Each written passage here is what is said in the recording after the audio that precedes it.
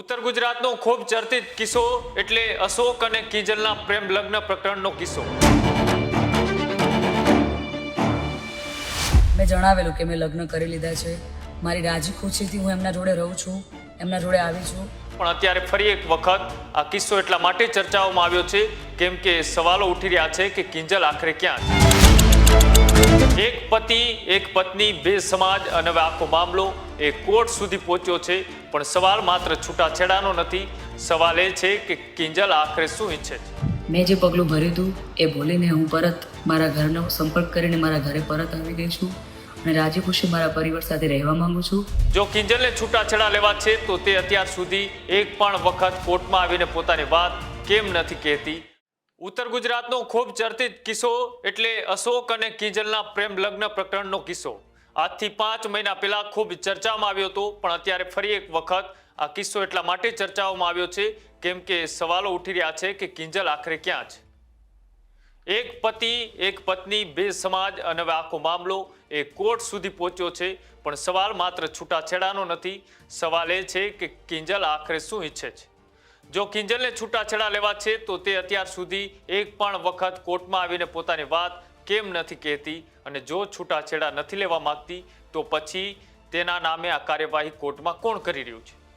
આ સમગ્ર મામલામાં સૌથી મોટો સવાલ એ છે કે એક પુખ્ત વયની યુવતીના જીવનનો નિર્ણય આખરે તે પોતે લેશે કે પછી પરિવાર કે સમાજ. અત્યારે આખો ઘટનાક્રમ એ ફરીથી ચર્ચાઓમાં આવ્યો છે અને તેની કરવી છે વિગતે વાત.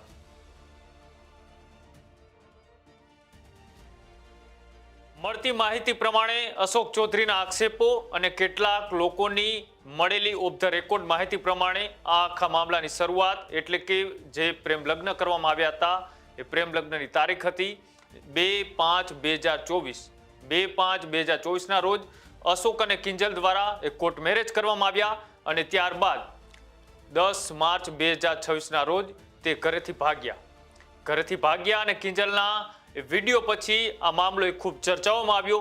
કિંજલ અને અશોકના વકીલે આખો મામલો ચર્ચાઓમાં આવ્યા ત્યારબાદ વટવા જીઆઈડીસીની અંદર તેઓને બોલાવવામાં આવ્યા. વકીલે કહ્યું કે તમે મારી ઓફિસે આવો, અમુક ડોક્યુમેન્ટમાં સાઇન કરવાની છે. અશોક અને કિંજલ એ વકીલની ઓફિસે પહોંચે છે. પણ અશોકના જણાવ્યા પ્રમાણે ત્યાંથી રબારી સમાજના આશરે 50 જેટલા લોકો એ ત્યાં આવે છે અને વકીલ ઓફિસમાંથી બહાર નીકળી જાય છે અને કિંજલને બળજબરીપૂર્વક એ ત્યાંથી લઈ જવામાં આવે છે. આ ઘટના બાદ રબારી અને ચૌધરી સમાજ વચ્ચે તણાવભર્યો માહોલ પણ સર્જાયો હતો. ઉત્તર ગુજરાતમાં આ જ વિષયની ચારેકોર ચર્ચાઓ થતી હતી. કેટલાક આગેવાનો પણ આમાં મેદાને પડ્યા હતા. કેટલાકે સમજાવવાનો પ્રયાસ કર્યો હતો તો કેટલાકે ઉશ્કેરવાનો પણ પ્રયાસ કર્યો હતો. પણ આ સમગ્ર ઘટનાક્રમની અંદર ત્યારબાદ કિંજલ પણ મૌન છે, અશોક ચૌધરી પણ મૌન છે. બંનેની મૌન પાછળ પણ હજુ આ કહાની ચાલુ છે. અને ત્યારે જે આખો ઘટનાક્રમ થયો આ ઘટનાક્રમમાં સમાજ છે તે આમને સામને આવી ગયો અને ત્યારબાદ ઊણ ગામની અંદર જે વિવાદ થયો તેની અંદર ચૌધરી સમાજના લોકો પર હુમલો થયો તો સામે બીજા પક્ષના લોકો સામે પણ હુમલો કરવામાં આવ્યો અને તેમાં ચૌધરી સમાજના કેટલાક લોકો ઉપર પોલીસ ફરિયાદ પણ નોંધાઈ કેમ કે તે લોકોએ આ મામલે એક સંમેલન બોલાવ્યું હતું. અને ત્યારબાદ આખો મામલો એ ખૂબ ચર્ચાઓમાં રહ્યો હતો. પછી મામલો એ છૂટાછેડા સુધી પહોંચ્યો કેમ કે અશોક ચૌધરી અને કિંજલના જે લગ્ન થયા હતા તેમાં કિંજલને ફરીથી ઘરે લઈ જવામાં આવી. કિંજલને ઘરે લઈ ગયા બાદ કોર્ટની અંદર છૂટાછેડા માટેની અરજી છે તે કરવામાં આવી. આ ઘટનાક્રમ બાદ રાધનપુર કોર્ટમાં કિંજલે છૂટાછેડા માટેની અરજી કરી. પરંતુ અહીંથી મોટો સવાલ પણ એ ઊભો થાય છે. અશોકનો દાવો છે કે છૂટાછેડાની અરજી થયા બાદ કિંજલ એક પણ વખત કોર્ટના હાયરિંગની અંદર હાજર નથી રહી. અનેક વખત એ અશોક છે તે હાજર રહ્યો હતો. અશોકને એક બાજુ કિંજલના પરિવાર તરફથી છૂટાછેડાના ડોક્યુમેન્ટ ઉપર સહી કરવા માટેનું દબાણ કરવામાં આવતું હતું અને ત્યારે જ્યારે અશોક એ રાધનપુર કોર્ટની અંદર કિંજલ દ્વારા કરવામાં આવેલી છૂટાછેડાની અરજી ઉપર તે કોર્ટના હાયરિંગમાં હાજર રહે છે અને કોર્ટમાંથી જ્યારે તે બહાર નીકળે છે ત્યારે અશોકના કહેવા પ્રમાણે કિંજલના પરિવારના કેટલાક લોકો કોર્ટની બહાર નીકળતા તેમની ઉપર હુમલો કરે છે. આ હુમલા બાદ એ પોલીસ ફરિયાદ પણ દાખલ કરવામાં આવે છે. રાધનપુર પોલીસ સ્ટેશનની અંદર ગુનો પણ દાખલ કરવામાં આવે છે અને ત્યારબાદ આ કારણે અશોક ચૌધરીએ છેલ્લે હાઈકોર્ટના દરવાજા છે તે ખટખટાવ્યા. કિંજલે જે અરજી કરેલી હતી છૂટાછેડાની રાધનપુર કોર્ટની અંદર ફેમિલી કોર્ટની અંદર ત્યાં કિંજલ એક પણ વખત હાજર ન રહી પરિવારે વારંવાર અશોક ઉપર દબાણ કર્યું કે તું છૂટાછેડા કર નકર તને પતાવી દેવામાં આવશે. તેમ છતાં અશોક પોતાનો પ્રેમ ઈચ્છતો હતો, એટલા માટે અશોકે ગુજરાત હાઈકોર્ટના દરવાજા ખટખટાવ્યા. કિંજલને કોર્ટ સમક્ષ હાજર રહેવાની પણ માંગ કરી હતી. પણ 6 ઓગસ્ટ 2026નો એ દિવસ કે જ્યાં આ મામલાની અંદર એ હાઈકોર્ટની અંદર પ્રથમ હાયરિંગ છે તે થવાની હતી. પ્રથમ હાયરિંગમાં અશોક એ હાજર હતો, પણ કિંજલ ત્યાં હાજર ન હતી. એટલે ફરી એક વખત એ સવાલો ઉઠ્યા કે આ છૂટાછેડાની અરજી એ કિંજલ દ્વારા કરવામાં આવી છે કે પછી સમાજ કે પરિવાર દ્વારા કરવામાં આવી છે. 6 ઓગસ્ટ 2026ના રોજ આ મામલે હાઈકોર્ટની અંદર પ્રથમ હાયરિંગ થઈ, પણ કિંજલ કોર્ટમાં છે તે હાજર ન રહી. હવે તારીખ આવે છે 10 ઓગસ્ટ, એટલે કે આવતીકાલની તારીખ. આવતીકાલે ફરી એક વખત ગુજરાત હાઈકોર્ટની અંદર આ જે આખો મામલો છે તે મામલે હાયરિંગ છે. કોર્ટે એ રાધનપુર પોલીસને સ્પષ્ટ કહ્યું છે કે કિંજલ જ્યાં પણ હોય ત્યાંથી તેમનું નિવેદન નોંધવામાં આવે, કિંજલને કોર્ટમાં હાજર કરવામાં આવે. પણ હજુ સુધી એ પ્રક્રિયાની અંદર ક્યાંક ને ક્યાંક પોલીસ દ્વારા પણ ઢીલાસ રાખવામાં આવતી હોય તેવો દાવો અશોક દ્વારા કરવામાં આવ્યો છે. 10 ઓગસ્ટે કિંજલને કોર્ટમાં હાજર કરાવવા માટે વિનંતી પણ કરવામાં આવી હતી, જણાવવામાં પણ આવ્યું હતું. પણ હવે સવાલ એ છે કે કિંજલ હજુ પણ ક્યાં છે? અશોકનો આરોપ છે કે પોલીસ એ કિંજલની કસ્ટડી નથી લઈ રહી. એક બાજુ કોર્ટ દ્વારા પોલીસને હુકમ કરવામાં આવ્યો છે કે કિંજલના ઘરે જઈને તેમનું નિવેદન નોંધવામાં આવે. બીજી તરફ પોલીસને કિંજલના પરિવાર તરફથી તેની હાજરી અંગે અલગ અલગ માહિતી છે તે આપવામાં આવતી હોવાની પણ વાત સામે આવી રહી છે. જ્યારે રાધનપુર પોલીસ એ કિંજલના ઘરે પહોંચે છે ત્યારે તેમના માતા પિતા અથવા તો તેમના પરિવાર દ્વારા નિવેદન તો લખાવી દેવામાં આવે છે, પણ જ્યારે પૂછવામાં આવે છે કિંજલ ક્યાં છે તો કહેવામાં આવે છે કે કિંજલ હાજર નથી, કિંજલ બહાર છે.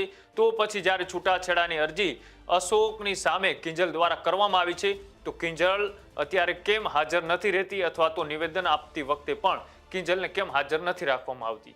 અને અહીંથી એ મામલો ખૂબ ગંભીર બને છે, કારણ કે જો કિંજલ એ પોતાની મરજીથી ક્યાંય છે તો તેની સ્થિતિ એ કોર્ટ સમક્ષ સ્પષ્ટ કેમ નથી થઈ રહી? કિંજલ એ પોતાની મરજીથી ક્યાંય છે તો પછી કોર્ટ સમક્ષ આખી માહિતી એ કેમ સ્પષ્ટ નથી થઈ રહી? અને જો તેના પર કોઈ દબાણ નથી તો પછી તે પોતે કોર્ટમાં આવીને પોતાની વાત કેમ નથી કહેતી? અને આ બધાની વચ્ચે આવનારી 11, 12 અને 13 ઓગસ્ટે એ કિંજલના પરિવારની અંદર અત્યારે એક બાજુ લગ્નની તૈયારીઓ ચાલી રહી છે. અમારા સૂત્રો પાસેથી જે માહિતી સામે આવી રહી છે તે પ્રમાણે કિંજલના ઘરે અત્યારે મંડપ પણ બંધાઈ રહ્યા છે અને કહેવાય છે કે કિંજલની બહેનના લગ્ન છે. પરંતુ અશોકના પક્ષે એવી આશંકા પણ વ્યક્ત કરવામાં આવી રહી છે કે શું કિંજલના પણ અન્ય કોઈ વ્યક્તિ સાથે લગ્ન કરાવવાની તૈયારીઓ તો નથી ચાલી રહી ને? હાલ આ મામલે ચર્ચાઓ પણ ચાલી રહી છે, વિસ્તારની અંદર ચર્ચાઓ ચારેકોર થઈ રહી છે. અશોકનું કહેવું છે કે તેઓ એ છૂટાછેડા આપવા માટે તૈયાર છે, પણ એક બાજુ છૂટાછેડા નથી થયા, કિંજલ કોર્ટની અંદર હાજર નથી રહેતી, અને બીજી બાજુ કિંજલના જ ઘરે અત્યારે મંડપ બંધાઈ રહ્યા છે. કહેવામાં આવી રહ્યું છે કે કિંજલની બેનના 11, 12 અને 13 ઓગસ્ટના રોજ એ લગ્ન છે. પણ અશોક તરફથી એવી શંકા વ્યક્ત કરવામાં આવી રહી છે કે માત્ર લગ્ન એ કિંજલની બેનના નથી, કિંજલને પણ કોઈ અન્ય વ્યક્તિ સાથે છૂટાછેડા કર્યા વગર પરિવાર અત્યારે લગ્ન કરાવી રહ્યો હોય તેવી આશંકા છે. પરંતુ તેમની જે માંગ છે અશોકની એ પ્રમાણે અશોક તૈયાર છે કે જો કોર્ટની અંદર કિંજલ આવીને બયાન આપે કે હું છૂટાછેડા રાજી ખુશીથી કરવા માટે તૈયાર છું, તો અશોક પણ છૂટાછેડા દેવા માટે તૈયાર છે. પરંતુ તેમની જે માંગ છે કિંજલ પોતે કોર્ટમાં આવીને કહે કે મારે છૂટાછેડા લેવા છે. અશોકની આરોપ છે કે કિંજલના પરિવાર તરફથી તેમના પર છૂટાછેડાના દસ્તાવેજો પર સહી કરાવવા માટે દબાણ કરવામાં આવી રહ્યું છે. અને હવે સૌથી મોટો એ બંધારણીય સવાલ કે જેમાં ભારતમાં પુખ્ત વ્યક્તિને પોતાના જીવન અને જીવનસાથી અંગે નિર્ણય લેવાનો અધિકાર છે, આઝાદી છે. સુપ્રીમ કોર્ટ પણ પોતાના ચુકાદાઓમાં કહી ચૂકી છે કે પુખ્ત વ્યક્તિએ પોતાની પસંદગી અને વ્યક્તિગત સ્વતંત્રતાને પણ મહત્વ આપી શકે છે. તો પછી સવાલ સીધો એ છે કે કિંજલનું જીવન, તેનો નિર્ણય એ કિંજલ પોતે કરશે કે પછી કિંજલનો પરિવાર અને સમાજ?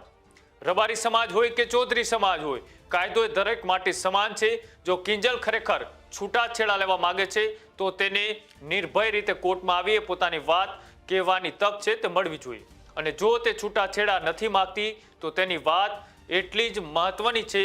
આ સમગ્ર મામલામાં હવે સૌથી મહત્વની વ્યક્તિ ના તો અશોક છે, ના તો પરિવાર છે, ના તો સમાજ છે. સૌથી મહત્વની વ્યક્તિ એ ખુદ કિંજલ છે. કિંજલ ખરેખર ક્યાં છે, તેની પોતાની મરજી શું છે, અને શું તે પોતાની વાત એ ખુદમાં કહેવાની તક તેમને મળશે કે કેમ? આ સવાલોના જવાબ હવે કોર્ટમાં કાર્યવાહી અને કિંજલ પોતાના નિવેદનથી જ્યારે સ્પષ્ટ કરશે ત્યારે જ ખબર પડશે. ખેડૂત ભાઈઓ છે ખેતરમાં ડ્રોન ઉડાવતા હોય છે ત્યારે આપણે એક પ્રશ્ન સતાવતો હોય છે કે જે આપણે અત્યાર સુધી જીપીએસ ટેકનોલોજીવાળા ડ્રોન વાપર્યા છે, જેથી કરીને મોબાઈલ ટાવર છે અથવા તો હાઈ ટેન્શન લાઇન પસાર થતી હોય, કોઈ વૃક્ષો હોય, ત્યારે જે જીપીએસ ટેકનોલોજીવાળા ડ્રોન છે એમાં ટકરાય અને ટ્રેસ થાય છે. પણ એગ્રીઓન લાવ્યું છે GNSS ટેકનોલોજી ડ્રોન, જેથી કરીને એ ડ્રોન છે એ કોઈ જગ્યાએ ટકરાય નહીં, પોતાની રીતે જ ડિસિઝન લે છે ને મૂવ થઈ જાય છે, જેથી કરીને GNSS ટેકનોલોજી ડ્રોન છે એ વાપરવાનો આગ્રહ રાખો. આ જ પ્રકારની તમામ અપડેટ જોવા માટે ન્યૂઝરૂમ ગુજરાતને લાઇક, શેર અને સબસ્ક્રાઇબ કરવાનું ભૂલતા નહીં.